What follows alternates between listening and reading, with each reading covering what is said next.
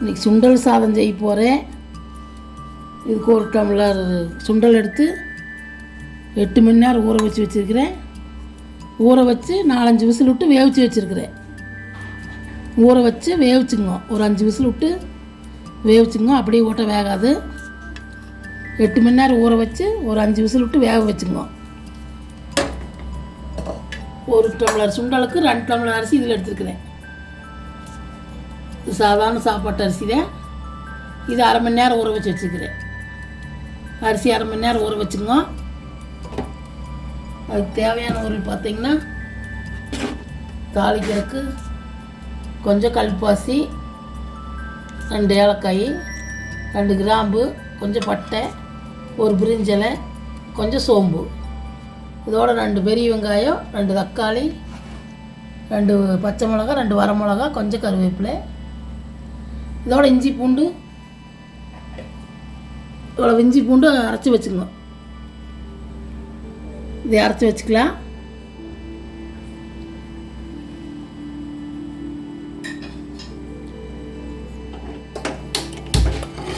குக்கரில் தான் செய்ய போகிறேன். குக்கர் வச்சுக்கோங்க. தேவையான அளவு எண்ணெய் ஊற்றிக்கோங்க.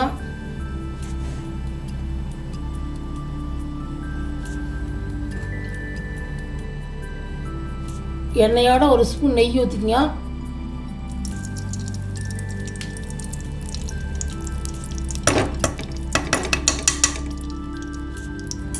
எண்ணெய் நெய் காயிட்டு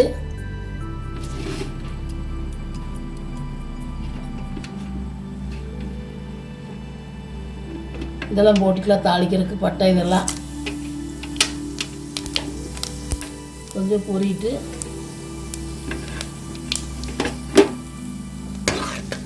வெங்காயத்தை போட்டுக்கலாம்.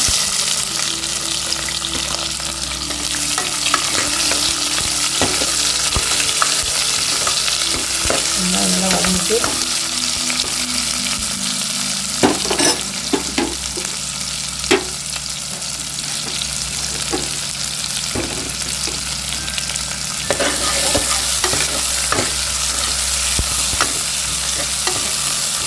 மிளகாயும் கருவேப்பிலையும் போட்டுக்கலாம். பார்த்தீங்கன்னா ஸ்கூலுக்கெல்லாம் செஞ்சு கொடுக்கலாம் பிள்ளைகளுக்கு. நல்லா சத்தான சாப்பாடு. இந்த மாதிரி செஞ்சு செய்வோம். சீக்கிரம் செஞ்சிடலாம் 10 நிமிஷத்தில்.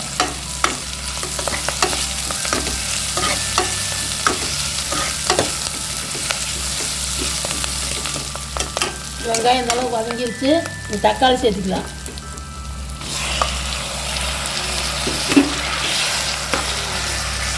அதோட கொஞ்சம் தக்காளி வதங்குறது உப்பு சேர்த்துக்கலாம்.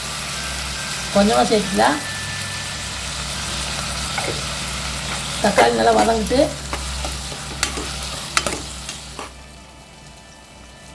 தக்காளி நல்லா வதங்கிருச்சு. இஞ்சி பூண்டு சேர்த்துக்கலாம்.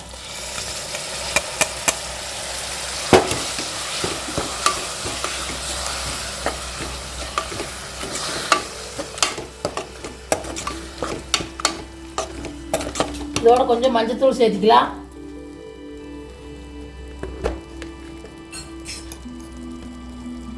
ஒரு அரை ஸ்பூன் மஞ்சத்தூள் சேர்த்துக்கங்க. எல்லாம் பச்சை வாசமாக வதங்கிட்டு தண்ணி சேர்த்துக்கலாம்.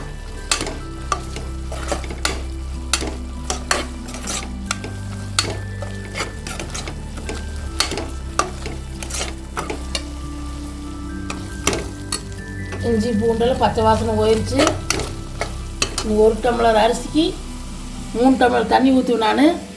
நீங்கள் உங்கள் அரிசிக்கு தகுந்த மாதிரி ஊற்றிக்கிங்க. 2 டம்ளர் அரிசிக்கு 6 டம்ளர் தண்ணி ஊற்றுறேன். அளந்து வச்சுருக்கிறேன். 6 டம்ளர் ஊற்றிக்கலாம். தண்ணி கொதிக்கிட்டு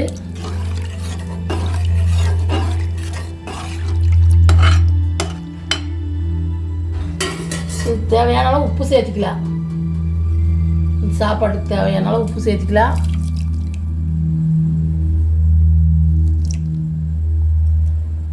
தண்ணி கொதிக்கிட்டு நீ சுண்டலை அரிசியும் சேர்த்துக்கலாம். தண்ணி கொதிச்சிருச்சு, சுண்டலை சேர்த்துக்கலாம். தண்ணி வடிச்சிட்டு சேர்த்துக்கங்க. நீ அரிசியும் சேர்த்துக்கலாம்.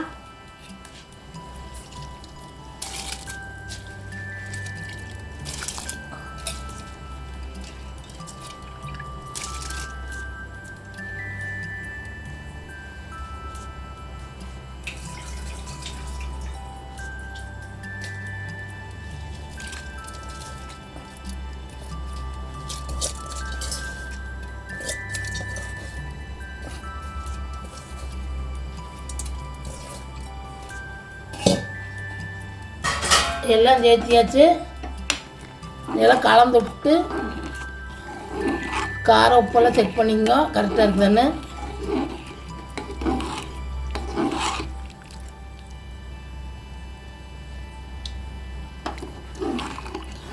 மூடி போட்டு 3 விசில் விட்டுக்கலாம்.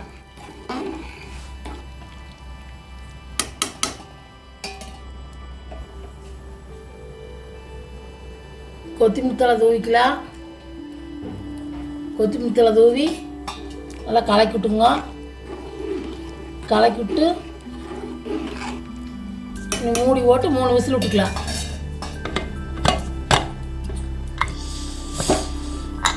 3 விசில் வரட்டு அப்புறம் பார்க்கலாம்.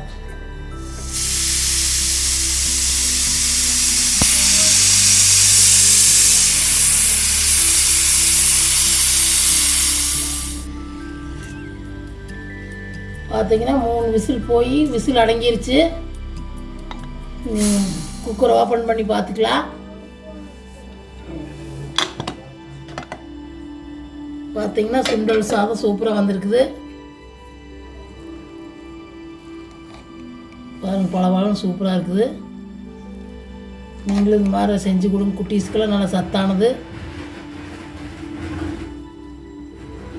செஞ்சு பார்த்துட்டு வீடியோ பிடிச்சிருந்தா லைக் பண்ணுங்கள், ஷேர் பண்ணுங்கள், சப்ஸ்கிரைப் பண்ணுங்கள், கமெண்ட் பண்ணுங்கள்.